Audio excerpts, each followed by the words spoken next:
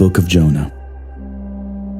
The word of the Lord came to Jonah, son of Amittai. Go to the great city of Nineveh and preach against it, because its wickedness has come up before me. But Jonah ran away from the Lord and headed for Tarshish.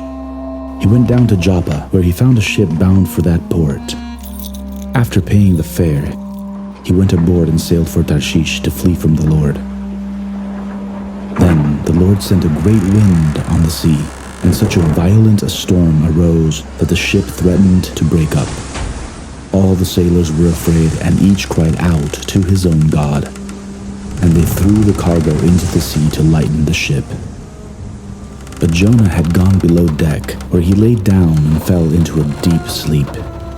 The captain went to him and said, "How can you sleep? Get up and call on your God. Maybe he will take notice of us, so that we will not perish." Then the sailors said to each other, "Come, let us cast lots and find out who is responsible for this calamity."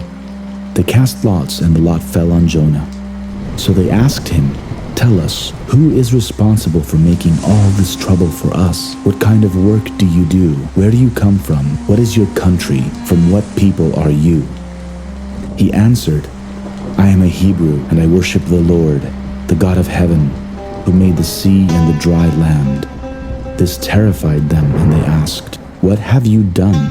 They knew he was running away from the Lord, because he had already told them so.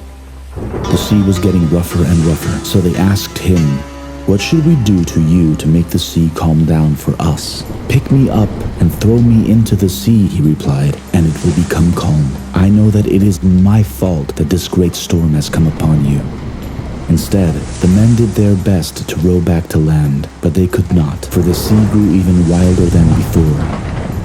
Then they cried out to the Lord, "Please, Lord, do not let us die for taking this man's life. Do not hold us accountable for killing an innocent man, for you, Lord, have done as you pleased." Then they took Jonah and threw him overboard, and the raging sea grew calm. At this, the men greatly feared the Lord, and they offered a sacrifice to the Lord and made vows to him. Now the Lord provided a huge fish to swallow Jonah, and Jonah was in the belly of the fish 3 days and 3 nights.